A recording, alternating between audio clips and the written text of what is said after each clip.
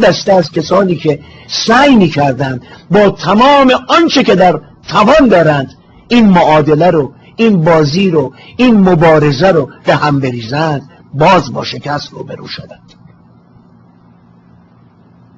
برخلاف آنچه که میگویند، آن عشقی رو که من در میهن و در وطن پرستی در مدیران این تلویزیون در طول 5 با کم و بیشش دیدم، در هیچ یک از صاحبان تلویزیونی که در طول این حداقل 10 سال گذشته میشناسم ندیدم و وجود نداره. فرهنگ حمید به راحتی میتونه این 6 ساعت برنامه پرایم تایم من رو ساعتی $500 تو موقعیت تلویزیون آریا الان بفروشه. من میدونم فرهنگ حمید آفر ساعتی $2000 برای برنامه هایی که من در اون ساعت برنامه دارم داره. من میدانم آفرهای $50,000 $100,000 به این آدم شده، به این مرد شده برای اینکه بنده رو رد کنن برم.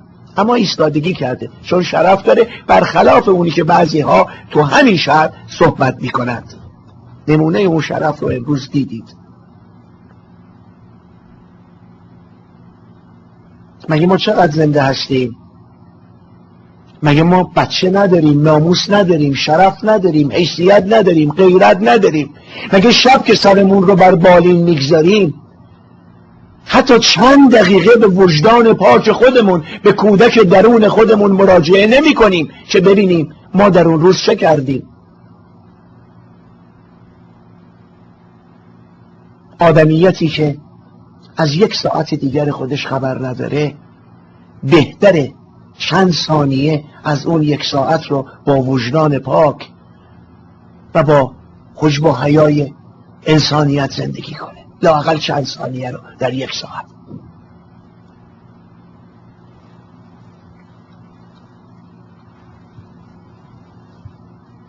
هنوز هم بین ما ایرانی ها اون احترام، اون وفا، اون عشق وجود داره.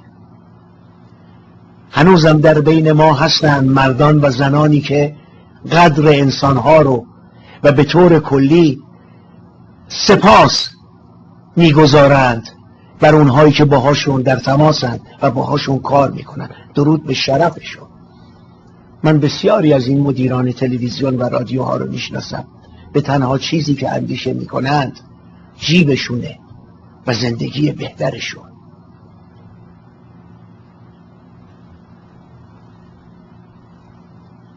جمعه گذشته در برنامه گفتم تا روزی که ملت ایران در درون مرزهای ایران به اون درجه از عقلانیت و خردگرایی نرسند که این حکومت اصلاح پذیر نیست، این حکومت کشور ما رو اشغال کرده، اینهایی که با شناسنامه ایرانی بر کشور ما با زور حکومت میکنند، اینها رو باید با زور از ایران بیرون کرد.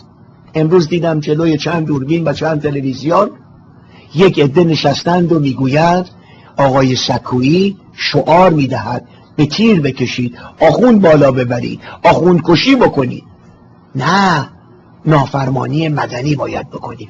نافرمانی مدنی که شما و رهبران شما، احزاب و سندیکاها و سازمانها و جبهه‌های سیاسی شما، لیدرشیپ شما که 1000 ماشاءالله 10,000 تا لیدر هم داریم، تا به امروز غیر از این که این حکومت رو گردن کلفتر کرد، غیر از این که قساوت و دشمنی و کینه این سردمداران رژیم رو به ملت ایران بیشتر کرد، غیر از اینی که بعد از 30 سال انسانها رو در گونی میگذارن و از ساختمان 18-20 طبقه به پایین میاندازن، غیر از این است که پروژه های شما، طرحهای شما، صحبت های شما، خردگرایی شما، منطق شماهایی که از خرد صحبت میکنید، کار را به جایی رسانده که 5 نفر دست و پا قطع میکنن. هر روز چوبه های دار پر از فرزندان خاک ایران زمینه.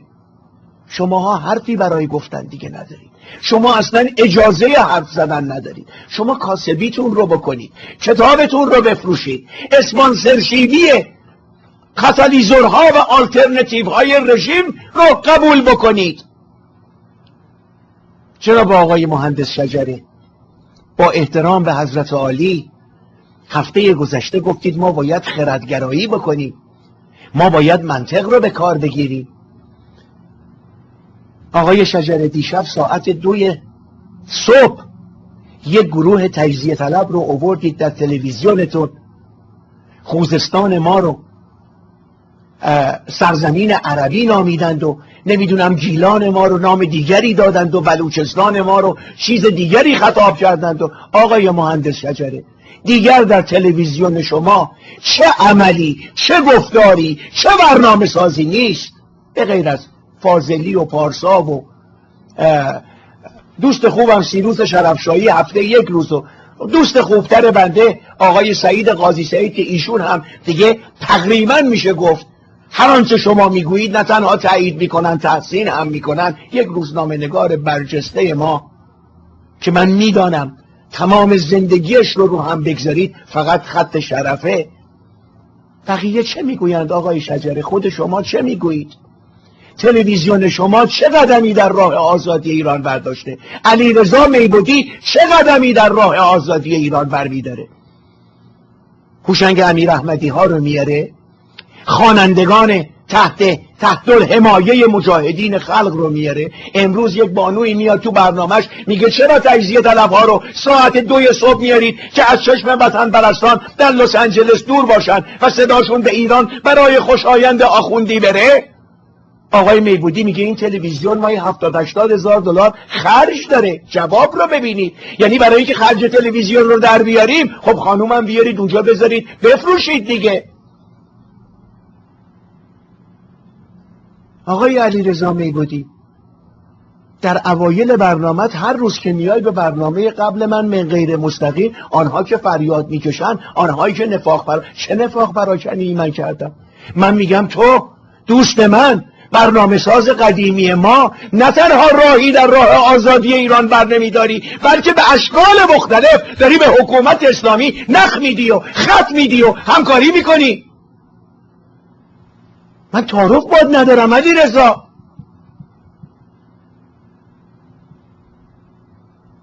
یا کتابهایی رو میاری مثل خانم منصوره پیرنیا که بعد از 30 سال تازه کتاب رو هر چی برق میزنی بیشتر مقاصد پلید حکومت اسلامی رو ببینیم. فرخروی پارسای ما رو هم به سپاه پاسداران و حکومت اسلامی میچسبونن زنی که تیر بارونش کردند. و یا اینکه مثلا نشینیم بگیم همشون که با شما صحبت میکنم در 30 ثانیه گذشته 200 تا سگتوله در پاکستان به دنیا آمدن. همین 2 ثانیه 100 تا مثلا گربه 1 پا در به درد عمه من میخوره. علیرضا میبودی تو چیکار میکنی برای رهایی ایران؟